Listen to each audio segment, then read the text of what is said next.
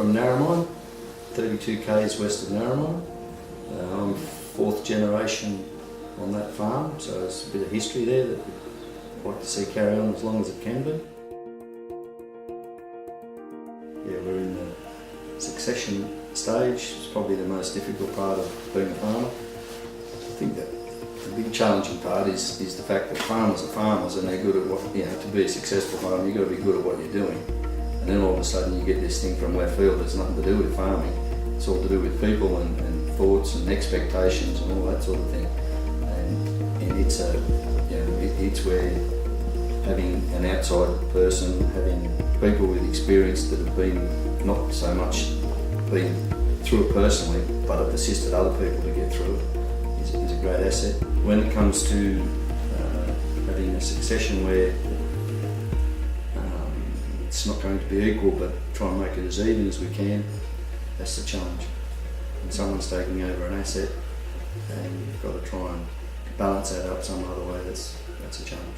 Vicki and I aren't even there. I'd like to think that the rest of the family would like to get together at Christmas time rather than not speaking to that part of the family. Maintaining relationships was our primary goal.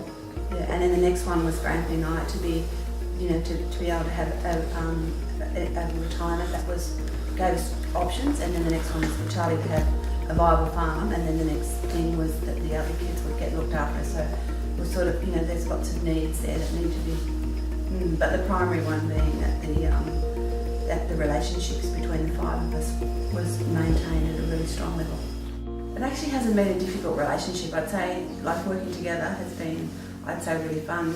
We seem to complement each other. Anthony's very practical, and I can come up with some very harebrained ideas that I think can be very profitable. But when Anthony can often show me the reality of, so to me, I'm sort of a person who jumps all over the place, and Anthony's very steady in where he moves to. So I can be sort of, quite here and there and all over the place, and Tucky just goes, no, do that, move there. And so I think we seem to be able to complement each other, and so I would say it's a relationship that, for me, it's been really, the business has grown astronomically, and I think it's been a really successful combination.